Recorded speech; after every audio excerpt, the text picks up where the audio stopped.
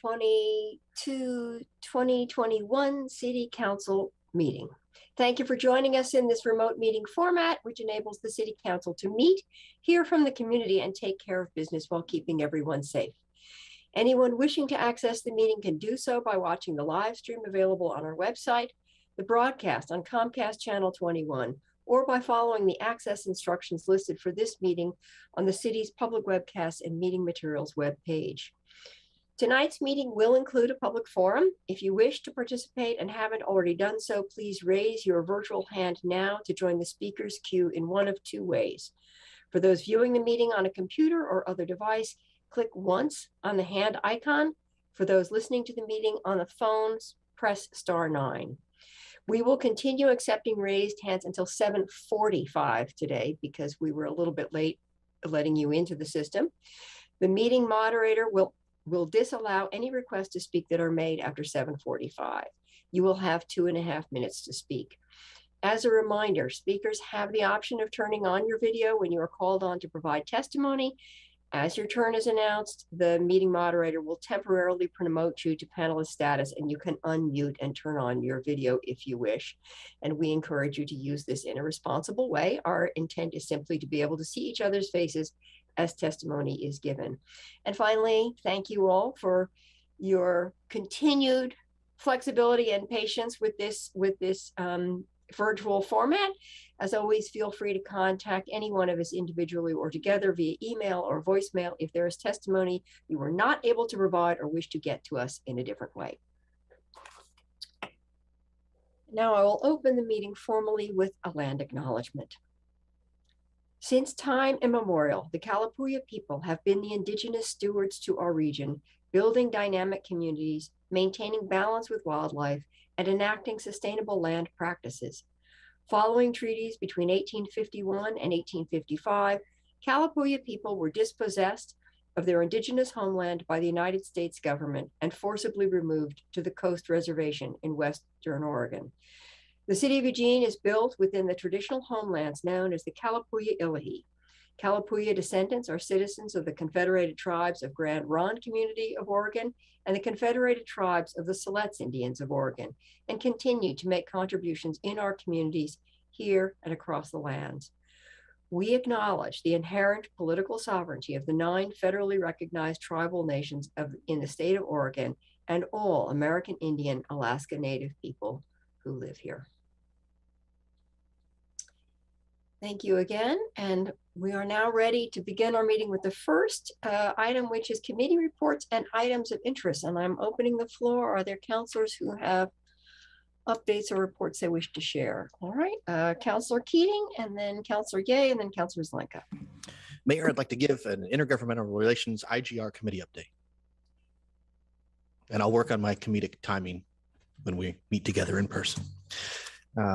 In all seriousness, though, Mayor and colleagues,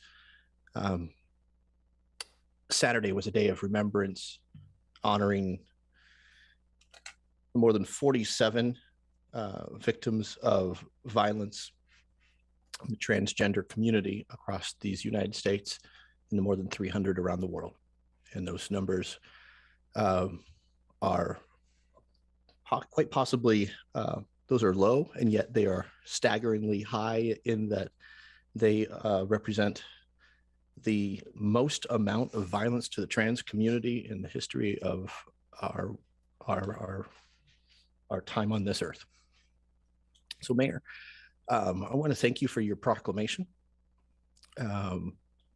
declaring Saturday a day of remembrance. I would request that proclamation be shared with colleagues, please, and the community at large. And it was good to see you at the event.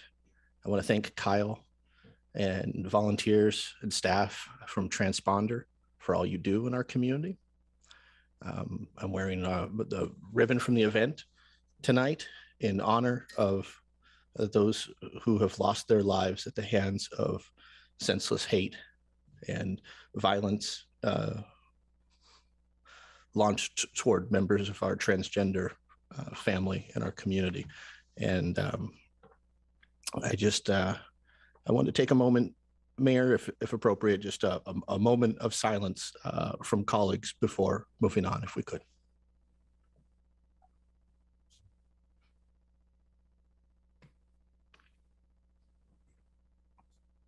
Thank you. Thank you for that. Councilor Ye and then Councilor Zelenka. Thank you. Thank you for that, Matt. So I wanted to share what I think is a big moment for our community. On the 18th of November, we injected renewable natural gas from the wastewater facility into Northwest Naturals pipeline.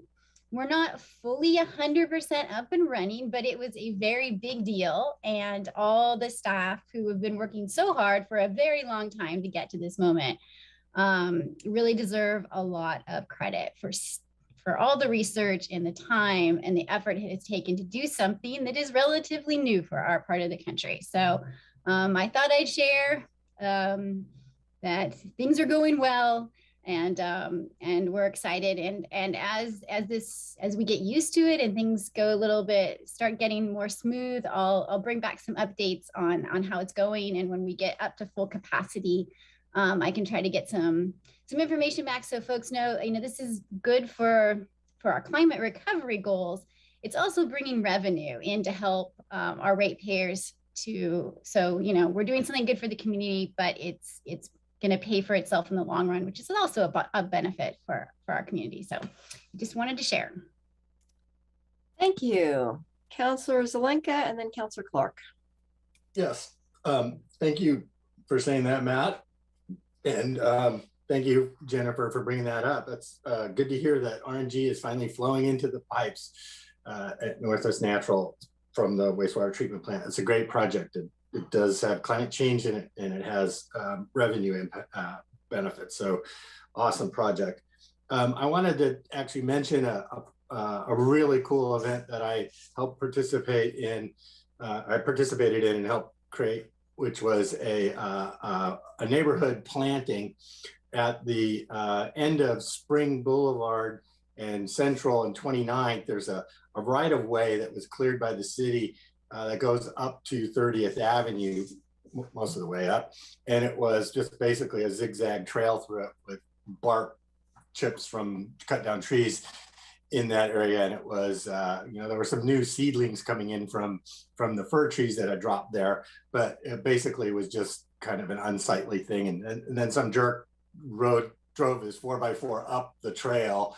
And so what the city did, with a lot of people putting together, and thanks to the Parks and Open Space and the city manager helping put this together, there were about 40 neighbors that got together with our grubbies on and shovels, and we planted about 500 plants, Doug fir trees and ferns and snowberry and a whole bunch of native plants that we got. And it was just really a really cool event. I hope you all get a chance to go see that. You can see it from, if you come off 30th and go south off of 30th and then Park, you can look at what was done. But I have some pictures that I could share with council that I will later, but it was such a neat thing.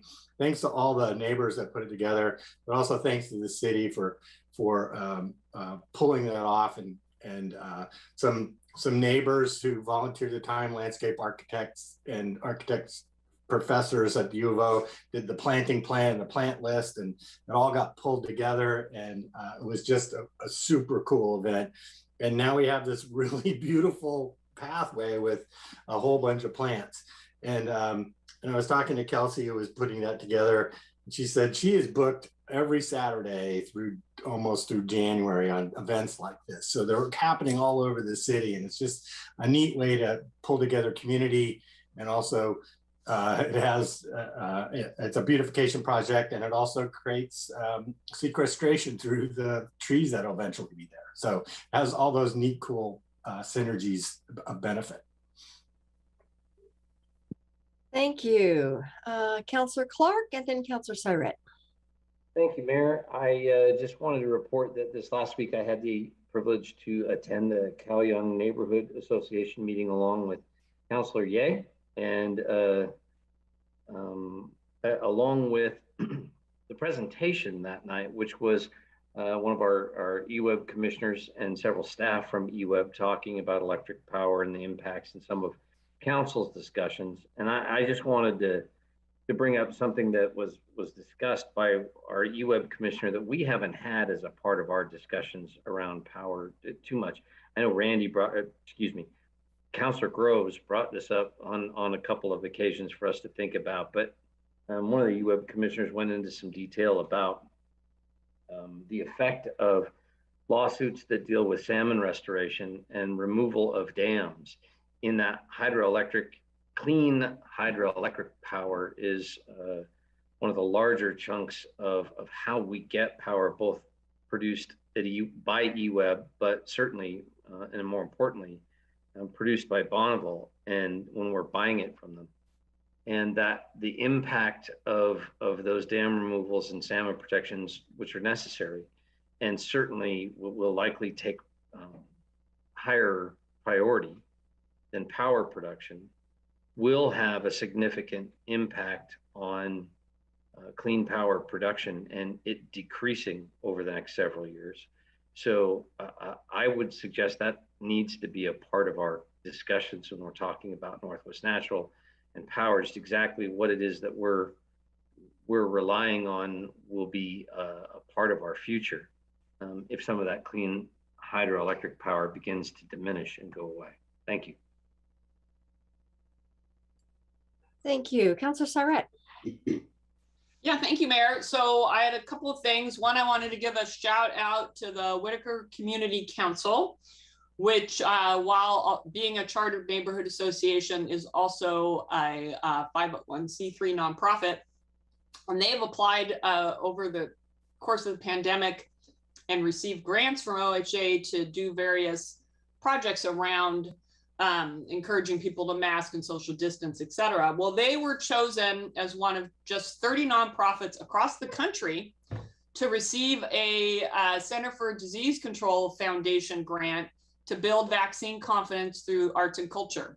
So they are going to be collaborating with folks at Public Works and I think the Office of Neighborhood Involvement to look to install crosswalk murals, intersection murals, and artist in residence on a Whitaker free wall that are all designed around helping encourage people to get vaccinated. So that's pretty exciting, and I wanted to give them a shout out.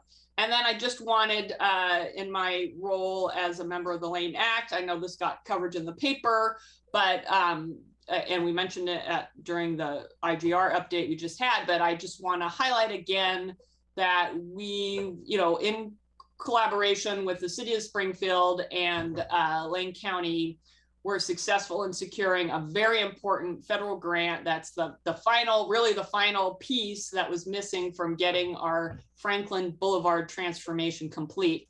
And that transformation will include enhanced pedestrian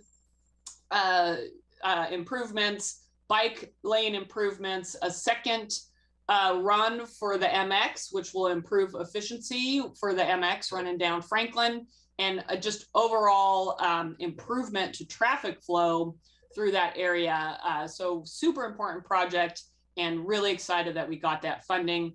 And then of course, we know that, with Peter DeFazio's leadership, we, the Congress finally passed and the president signed a major infrastructure bill. And that's going to mean money coming not just to ODOT, but also cities and counties will have opportunities to apply directly for some of that funding. So hopefully we'll be able to see the fruition of other important transportation and infrastructure projects that we want, including, bike ped infrastructure, broadband build out, and other things that we've identified as priorities for our community. So super exciting. Money's coming our way, not something we get to say often, and I'm looking forward to being part of the decisions of how we spend it. Great, thank you. Councilor Evans and then Councilor Groves. Yeah, I have to comment on our Eugene Springfield fire guys and gals. a couple of weeks ago, I had a medical incident that was unrelated to the surgery that I had. My wife had to call 911, and they showed up and they took care of me. I was kind of out of it, but they brought me back. So, this is about the second or third time that my family has needed the services of Eugene Springfield Fire and Rescue, and I really, really appreciate that, and they do fantastic work. And I think that we as a city need to be thankful that we have the department that we have and the firefighters that we have. Thank you. Councilor Groves. Thank you, Mayor. First of all, Councilor Evans, I'm glad that you are with us and doing well. And I certainly appreciate you recognizing our firefighters and medics. I know a few of them and have great pride in the work they do and the organization that they are. But most importantly, I'm glad you are here and looking well and healthy. I'm happy. What I raised my hand for, I wanted to comment. The mayor, Councilor Keating, and I had the privilege of attending an event to thank our transit workers for the work that they have done through the pandemic. They are the essential workers behind the essential workers, as I heard said at the event, and I think that's very fitting. They were taking a great risk to themselves, essential workers to and from their jobs. They were taking and being exposed directly, like a lot of our frontline workers, without vaccines, without any real knowledge, even in the early phases of how the disease or the virus was transmitted. And the fact that people showed up every day and going to work, in this case, we're honoring our transit workers, but I'll add others as well during this event, kept our society running. It kept people working. It kept paychecks coming into people's lives that sustained them. And I think it's something that we should all recognize, be humbled by, and grateful for. Thank you.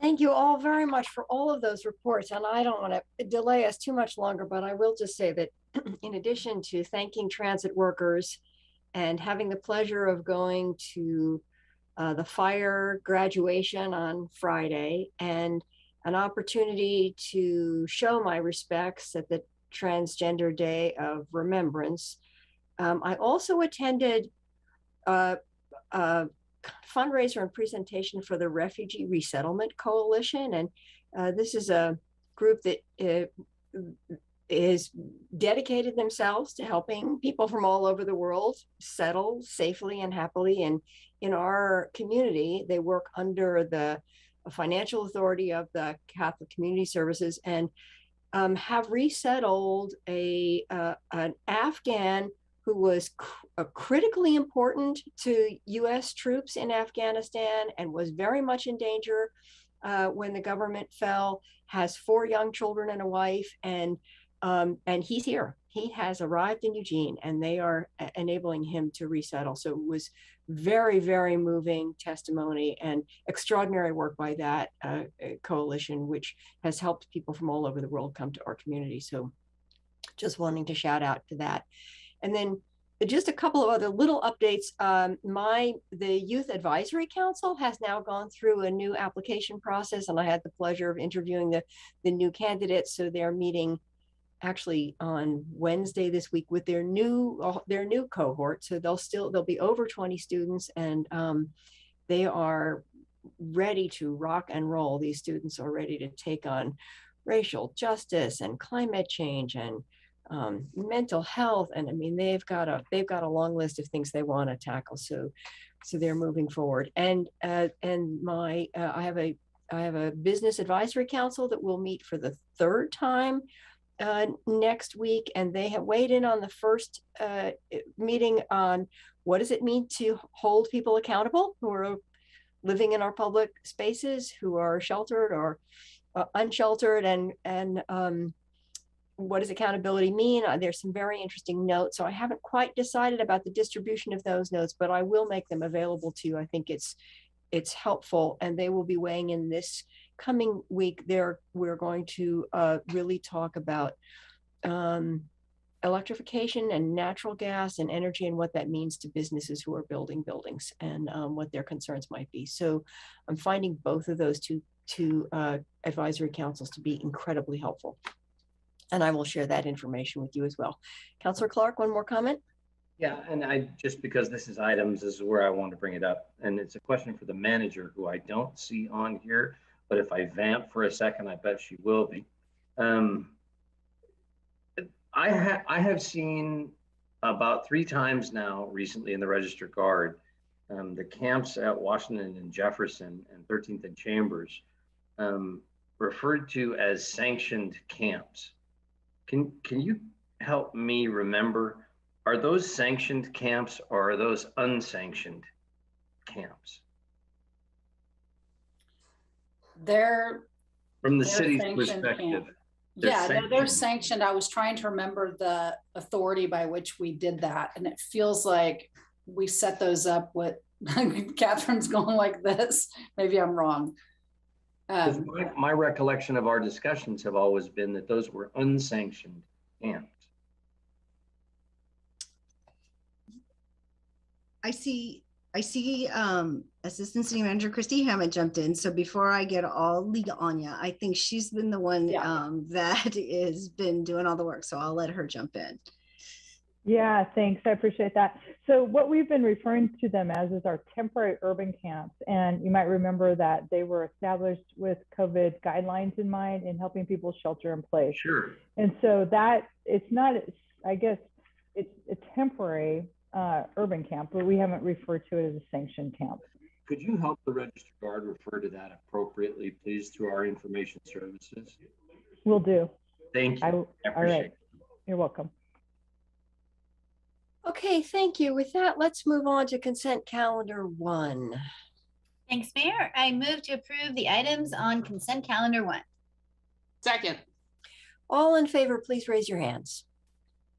1, 2, 3, 4, 5, 6, 7, 8. Thank you very much. And now we're ready to move on to the public forum. The public forum is an opportunity for individuals to speak to the City Council on any city-related issues except for those items which have already been heard by a hearings official. When it is your turn, the moderator will announce your name and promote you to panelist status. Please state your name clearly and, for Eugene residents, your ward if known, before beginning your comments. Again, each person will have 2.5 minutes to speak.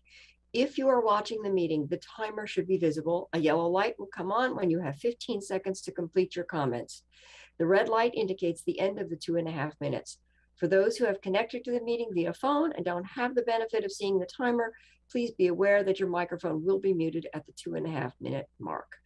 And with that, I will turn it over to Naya, who is going to manage the queue. Thank you. Thank you, Mayor. So I'm going to briefly show the sign up for tonight so the speakers can see what order they are in the queue. And we're going to start with Tim Morris, followed by Lou Christian. So we have 13 speakers and our last speaker will be phone ending in 978.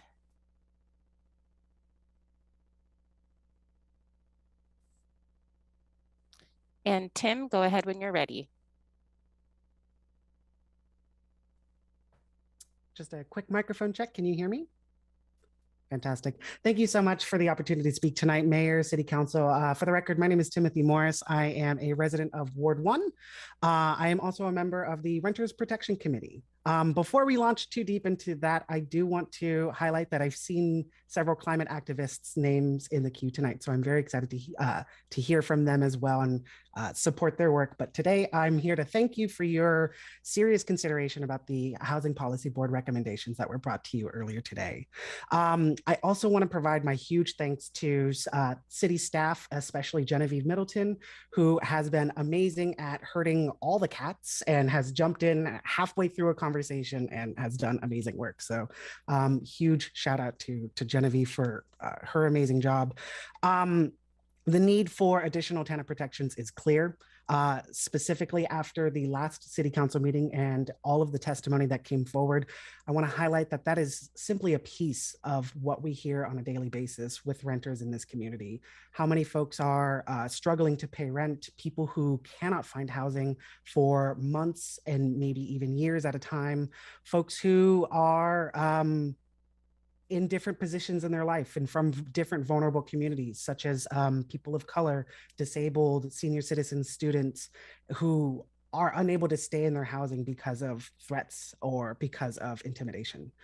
These are things we hear all the time. And so I'm very excited to see the proposals that are brought forward to you. And I encourage you to continue to discuss. And I have an ask at the end of this where I just looked over at time and I'm starting to panic. So I'm going to get real quick. I want to thank you also for your serious consideration about the displacement prevention assistance. It's a huge piece of the puzzle that's missing. No-cause evictions are detrimentally harming our community, and it is a insidious part of living in a tenancy where you can be evicted and the landlord does not have to provide a reason, which flies in the face of all Fair Housing Act and renter protections that already exist. There was a conversation during the Renters Protection Committee about banning screening fees. And my recommendation to you, City Council, is to, if it is considered unlawful to ban application and screening fees, to follow the Renter Protection Committee's recommendation to put a maximum cap of $10. I'll send y'all emails. Thank you so much for your consideration and time tonight. Have a great evening. Thank you, Tim. Next is Lou Christian, followed by Danny Noonan.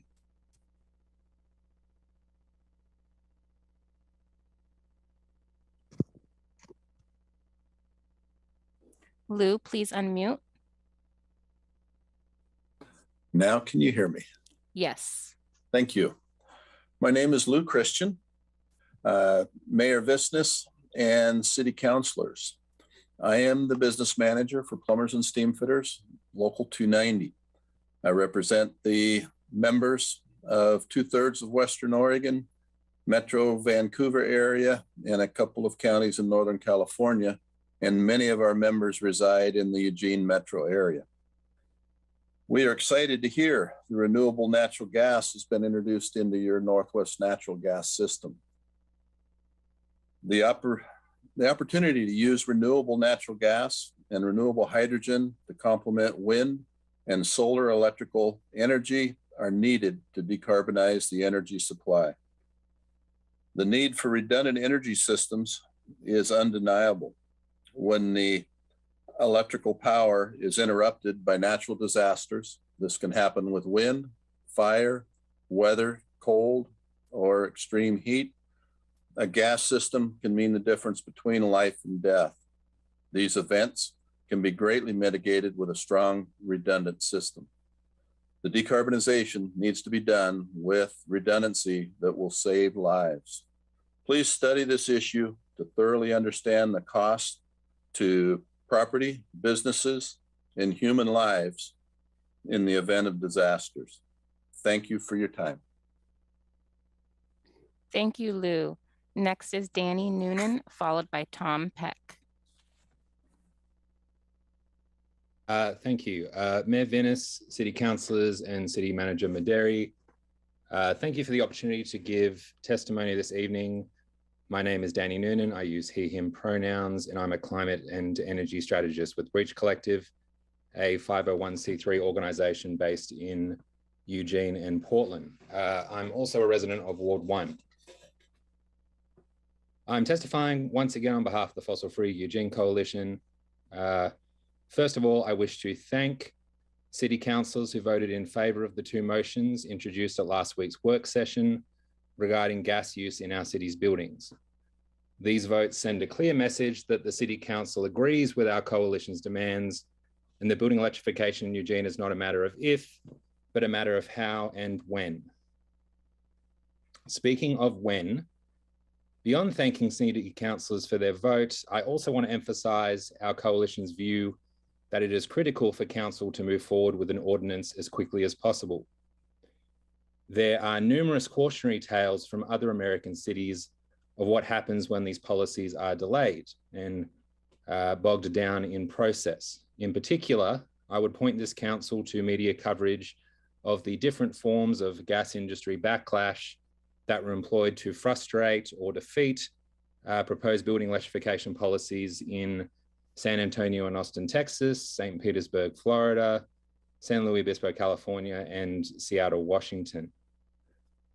These experiences provide a window into the strategies that the gas industry will attempt to use if the process of adopting these policies is drawn out unnecessarily. There is, of course, a need to examine the city's regulatory authority closely and craft a policy that is on sure legal footing. That being said, our coalition does not believe there is a need to revisit this issue from every possible angle. That would be a delay tactic. The climate science is already clear. The economics is already clear. The public health science is already clear. Building electrification is a common sense policy for any city looking to meet its emissions reduction goals and contribute to the fight against climate change. And it can be done in a way that creates good union jobs. With the council having shown its support for building electrification in principle, its realization should be pursued expeditiously. Thank you. Thank you, Danny. Next is Tom Peck, followed by Zach Mulholland. Let me bring up my little talk here. Mayor Venice, City Council, thank you for listening to what I have to say tonight. My name is Tom Peck and I live in Ward 1 in the Friendly Area neighborhood. I too want to thank you for passing the 2 motions on November 17th. And I think it's a huge step forward to creating a fossil-free Eugene and a more sustainable future. I want to emphasize that we all need to move away from fossil fuel and natural gas as soon as possible.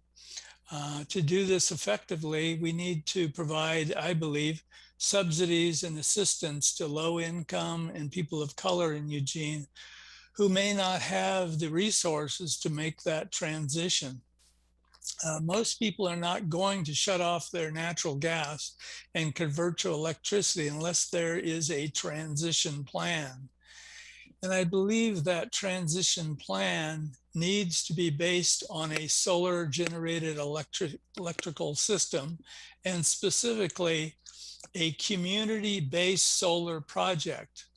This is a plan that allows neighborhoods or communities to purchase a relatively small solar farm that is installed perhaps in a local park or on top of a large building or church, and allows individuals who cannot afford who don't have the resources to install a rooftop solar system, or their house just is not conductive to a rooftop solar system, but they can buy into this system and reap the benefits of this small solar farm. The community-based solar projects are growing in Oregon, and we need to look towards this plan in Eugene to allow all of us, regardless of our resources, to make that transition away from fossil fuel. So thank you very much. Thank you, Tom. Next is Zach Mulholland, followed by Patty Hine.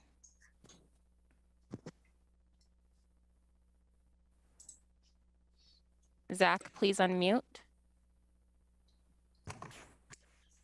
Hello, Mayor, Council. Thank you for allowing me the opportunity to speak tonight. My name is Zach Mulholland. I live in Bethel in Councilor Evans' ward. First, I just want to give a huge thank you for your votes last week. This is a huge step in reducing emissions from natural gas and buildings in our community. As you probably know, 85% of our emissions come from natural gas and from transportation. So it's great that we're taking this step to plan for how we're going to reduce natural gas use.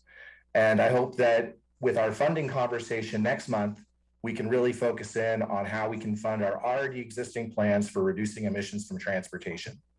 So we have a transportation system plan with a huge list of bike and pedestrian projects that right now is going to take much longer than 20 years to build out. We also have an electric vehicle action plan that While good, it hasn't actually started yet. Most of the actions are set to start between 2023 and 2025. And it would be great if we could accelerate and expand those actions.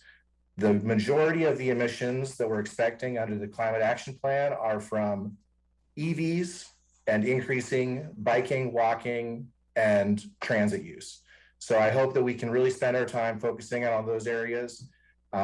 Another piece tied to transportation is the city's active transportation strategy called MOVE EUG, which I know everybody hates the EUG acronym, but I hope we'll also take a look at that plan. My understanding is it's just come to the end of its 5-year process. There's a new report out. Unfortunately, it did not successfully reduce or increase our biking and walking in line with what we're hoping for. So we might want to revisit that policy and revamp it for the future. It also said we're having 800 bikes reported stolen every single year. And I'm guessing that that's an underreporting. So it'd be great if we could also wrap our heads around what we can do on that issue at the local and the state level. Looping back, a couple other points on electrification. EWEB presented their final electrification report earlier this month. 2 major points: that even under very high levels of electrification, the increased load is seen as manageable. And also, EWEB would save $4,000 for every single customer that switched to a heat web because of increased sales. Also, Rep Marsh is introducing a bill to fund incentives for heat pumps, so I hope we can support that in the short session. Thanks very much. Thank you, Zach. Next is Patty Hine, followed by Chad McCarty. Good evening, councilors, Mayor Venus and City Manager Maderi. My name is Patty Hine and I live in the county and I volunteer with 350 Eugene. And like others, I want to thank you most heartily for the motions proposed and voted on during last Wednesday's work sessions to advance our electrification of our buildings. I want to urge you also to move with deliberate speed to pass concrete policies in the form of an ordinance as quickly as possible. Many projects have a flexible timeline. The climate emergency isn't one of them, however. As others have said, it's really important to remember that electrification poses a sort of existential threat to the gas industry. That industry has responded with some misleading advertising and in some states with aggressive lobbying for preemption laws. Preemption laws prohibit communities from regulating their own distribution of methane and takes away our freedom to choose local, safe, clean, and cheaper energy. As an example, Oklahoma was one of the first states to bar its cities from banning new gas hookups. And now its biggest natural gas utility could soon charge customers who switch from electric stoves a fee of $1,400 to disconnect. We don't want that to happen here. That's just a tool to prevent consumer transitions from fossil fuels to zero carbon alternatives. If we care about consumer choice and avoiding the burden of price hikes on our low income neighbors, don't forget that Northwest Natural has just announced its 10% hike on residential next year and double that for industrial and commercial. We can avoid industry delay and take this critical step now so we can transition our city off fossil fuels. I realize you have a ton to do and the pandemic hasn't helped. I'm glad you're back, Greg Evans. We've missed you. I want to thank you for your work on affordable housing and the tenant protections. They're vital. Our homes, after all, are our first line of defense against the climate impacts that we know are coming, and our most vulnerable have the least options of everyone. Going forward, as you consider the funding resources for our unhoused neighbors and climate action, please do fund the active transportation and transit options so we can reach our CAP 2.0 goals. Thank you for your tireless dedication and service to our community. Thank you, Patty. Next is Chad McCarty, followed by Debbie McGee. Thank you, Mayor and City Council. My name is Chad McCarty. I'm a resident of Ward 3, and I'm a healthcare worker here in Eugene. I'd like to ask a few questions and followed by some bullet points concerning each question today. I want to talk about wireless safety. And so my first question is, are we really concerned about science and public safety? There's now a critical mass of scientific literature about the harms to human health of non-ionizing radiation and other kinds of wireless radio frequencies. In the recent court case, CHD versus FCC, over 11,000 pages of peer-reviewed science was submitted in that winning court case by the petitioners. There's also many websites. One of them is emfscientist.org, where hundreds of scientists have undersigned a letter warning about the harms of this kind of radiation. Question number 2 is, are we really concerned about the environment?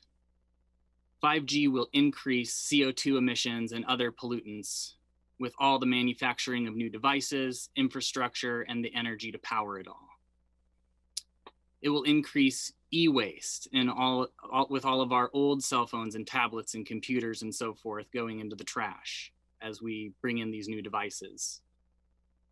Also, I would like to point out that the mining of these metals, lithium, and all the rare minerals for use in all of these new Internet of Things devices still rely on extractive industry with a huge environmental and human impact. And I would like to ask one final question, and that is, are corporate profits and careers more important than science and public safety and the environment? Thank you. Thank you, Chad. Next is Debbie McGee, followed by Ann Pernick.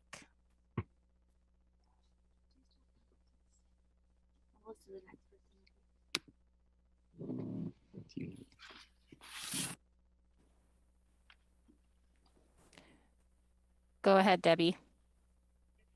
Thank you. Good evening. My name is Deborah McGee. I live in the county, but Eugene is my town. I want to express great appreciation to Council for taking the first step toward reducing methane pollution. I had to smile at Northwest Natural's response, repeating the words forced electrification.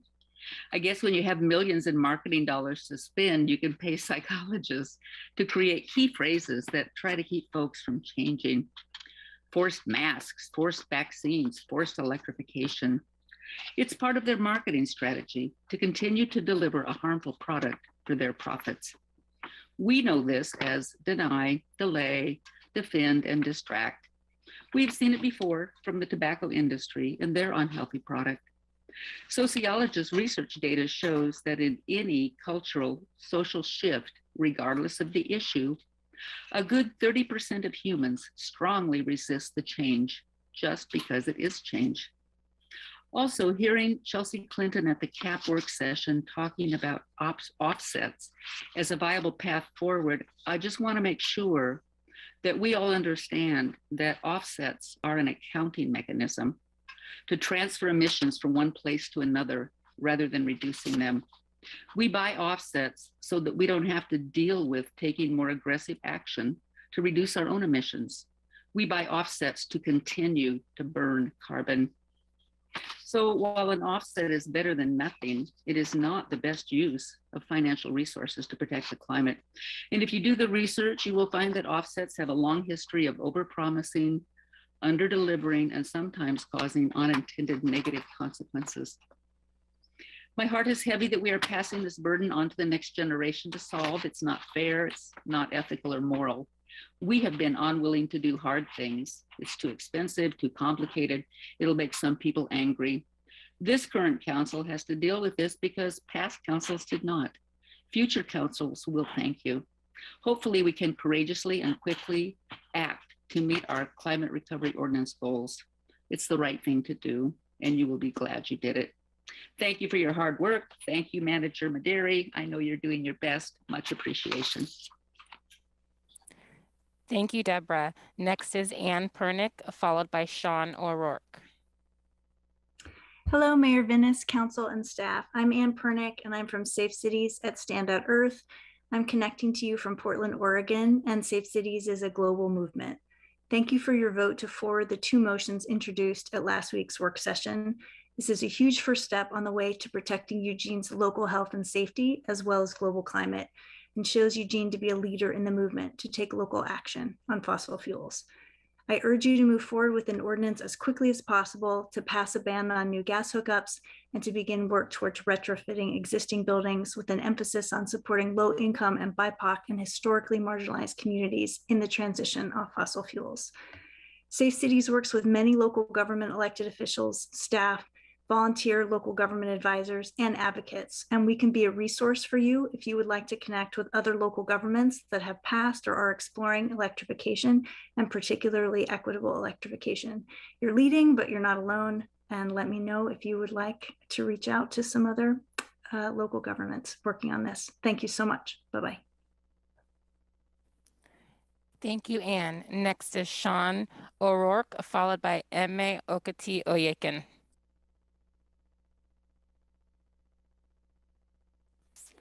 Sean, please unmute. Can you hear me now? Yes. Sorry about that. I apologize. Thank you for the opportunity to testify tonight. I'm Sean O'Rourke, a business agent with Local 290 Plumbers and Steam Fitters, and I'm here in Portland, Oregon. I represent thousands of members who work each and every day to bring reliable and affordable energy to our communities. We are excited about the opportunities that renewable natural gas and renewable hydrogen provide. We are very interested in the innovation we are seeing on the horizon that include how our gas and electric systems can continue to work together in a way that is complementary as they do right now. We are very concerned with the conversation that the council has been having with a very small group of forced electrification advocates is not representative of our members, nor is it representative of the people of Eugene, and not in the best interests of our community. Reliability is a pillar of the energy system. How the energy system is built, how the energy system is managed, and how it is regulated are all centered around reliability and capacity. We have heard the council is considering taking away that choice for reliability and are concerned that there has not been a full understanding of the implications. Thank you for your time. I appreciate it. Thank you, Sean. Next is Eme Okati Oyekan, followed by Kyle Purdy.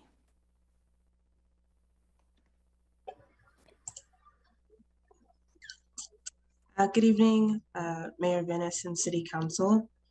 Thank you for the opportunity to provide testimony this evening. My name is Eme Okati Oyekan, and I live in City of Eugene, Ward 3.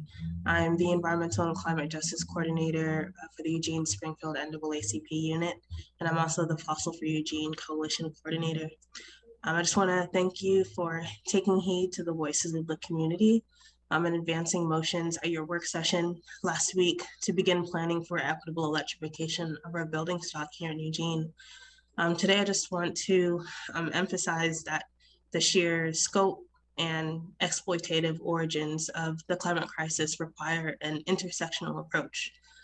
It's imperative that the ultimate outcome of the ensuing equitable building electrification conversations ties together policy goals aimed at creating jobs, making housing more affordable, and reducing localized air pollution in low-income and minority communities by directing reparative investments in these frontline communities. Building decarbonization has significant impacts for the quality of housing and housing costs and can lead to green gentrification, a phenomenon on which I conducted my master's thesis research. That pushes out low-income residents in favor of those who will pay for newer, greener buildings and neighborhood features. All electric construction requirements lessen indoor air pollution, but can also drive up energy costs or introduce new costs for both those who've shifted to electricity and those left on the old natural gas system. Given this information, it's critical to ensure that frontline communities and others living in affordable or rent-stabilized housing have a say in policymaking so that we can tailor our policies to benefit low-income and minority residents. We have an amazing opportunity to create a plan to electrify in a way that expands opportunities for affordable homeownership and affordable rental properties. Part of this plan must be a built-in structure to make sure low-income and historically burdened households are buffered from any added energy and housing costs. We also have an opportunity to advance the labor justice element of this work with preferential contracting with minority-owned businesses and supporting green workforce services and skills trainings for people who are previously employed by extractive industries as we electrify.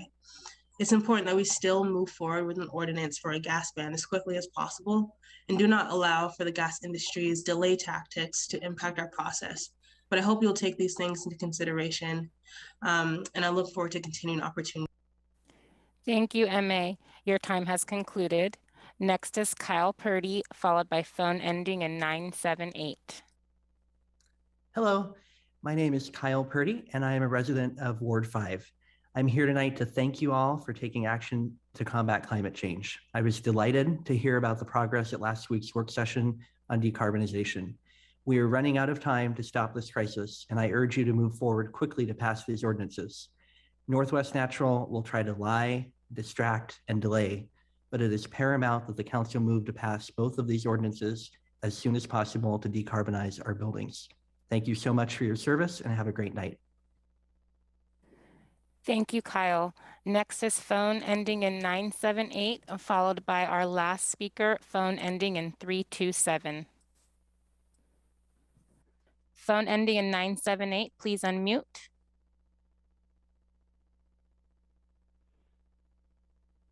Hello, everyone. My name is Monique Hall, Ward 2. I'd like to express that I'm opposed to the proposed activation of 5G in our Eugene community. Thank you so much for your time. Take care. Thank you, Monique. Our last speaker is phone ending in 327.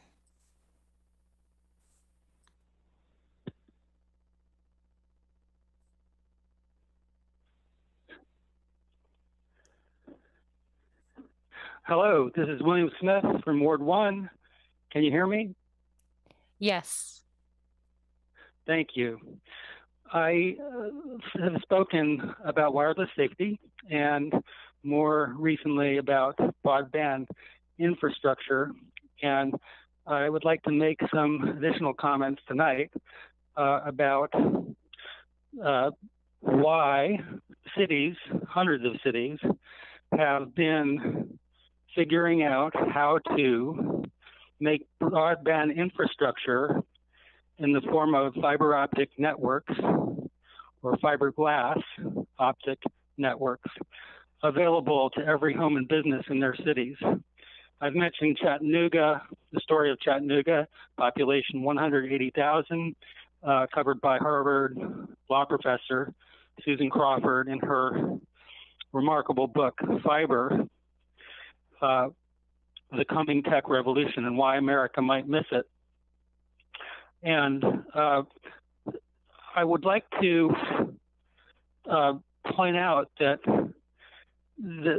despite the fierce resistance that cities like Chattanooga have encountered from telecom monopolies, they are pressing forward. And I don't know that I can do this in the time allotted, so I'll probably have to come back again. But I think it's important to understand why they're moving ahead. It has to do with economic development and social justice. These are both hugely impacted when you make large amounts of information available to people inexpensively.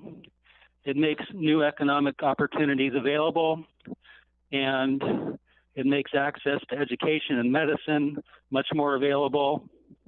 And it can be done safely for people like me who are affected by wireless radiation. That's also important. So I guess that's all I'm going to cover for tonight. I will be back. This is a pretty daunting task. I do hope you'll check out the book. The library has only one copy, but you can order copies from our local bookstores. I highly recommend it. And also you can find copies online. I'll be back. Thank you. Good night. Thank you, William. And Mayor, that concludes the public forum for this evening. Thank you very much, Naya. And thank you to all of you who came to testify. It is always helpful to hear your comments, and we appreciate you waiting in line, and we realize that you were a little bit delayed tonight. So thank you for your patience in that respect as well. And I see that Councilor Zelenka has come, Councilor Zelenka and Councilor Keating and Councilor Ye. So take it away, Councilor Zelenka. Thank you, Mayor. I wanted to correct something that was said about offsets. They are not merely an accounting mechanism. Offsets are direct, additional, measurable, and verifiable reductions in greenhouse gas emissions that would not happen if not for the funding from the offset purchase. So they're highly sophisticated market and process with well-established international rules about how these projects are done. That's why they're difficult to do and why we don't have any local ones, because they're very ardently adhered to rules are stringent. And they ensure the credibility and the efficacy of actual greenhouse gas emission reductions. It's not merely a mechanism for to pay for an increase. It's just a mechanism to pay for a decrease in a different location. The analogy would be EWEB and their energy efficiency longstanding program for decades and decades.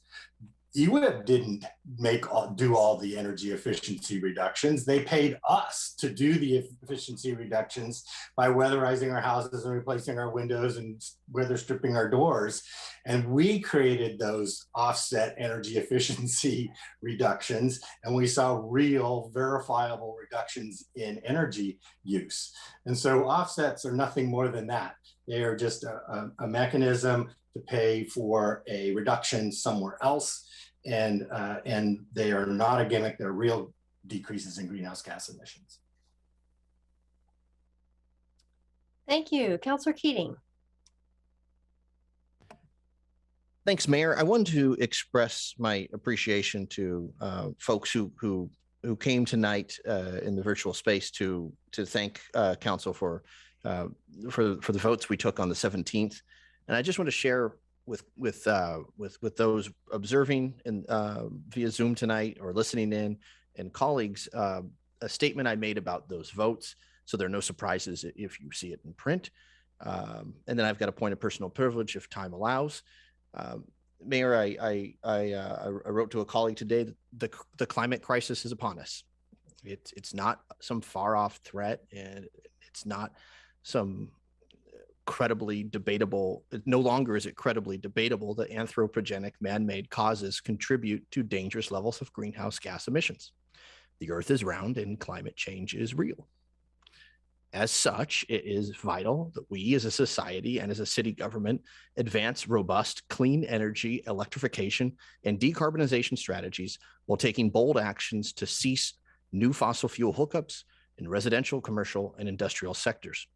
That's why I stand by the City of Eugene's City Council's recent votes directing city staff to explore regulatory options available that would require all newly constructed buildings to be exclusively electric, reducing toxic emissions associated with so-called natural methane gas in buildings, and to report back to Council in the form of a work session, a roadmap to decarbonize existing building stock by 2045. As greenhouse gas emissions continue to balloon and the climate crisis is exacerbated by perilous, potent addiction to fossil fuels, the time to act is now. So thank you, colleagues on Council. Thank you to climate champions of all ages around the world who have stepped up to advocate for and advance a just and equitable transition off of fossil fuels. And Mayor, with Thanksgiving upon us, I wanted to pause and take a point of personal privilege, though it was not brought up tonight in testimony, and thank members of the Eugene Springfield Fire Department, Eugene Police Department's crisis negotiating team, and Eugene Police Department's SWAT team. On Monday evening last week, shots were fired in the Dillard Road, Amazon Drive area of South Eugene. Residents in a 3-block radius sheltered in place. It was an ordeal that took several hours to wrap up, and hats off and thanks and much gratitude that there were no deaths related.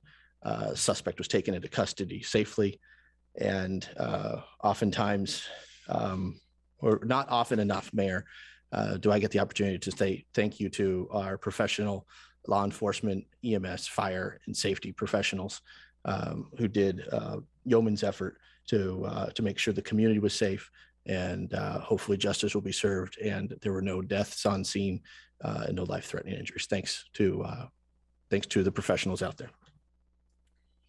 Thank you. Councillor Ye.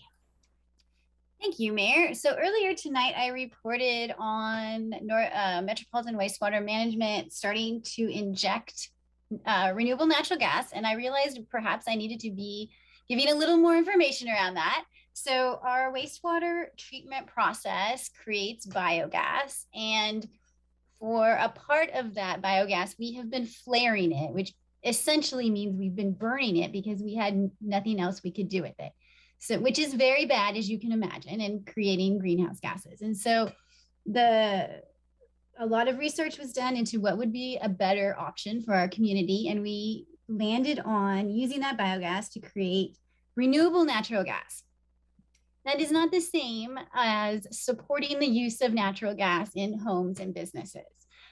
There's a lot of problems with renewable natural gas. There's not enough of it. There never will be to support the needs that we have now. It is extremely costly compared to other energy sources, and it is not clean. So even if we're not burning it, if we're using it in our homes, it's not a good choice for the health of our community, the health of the people in it.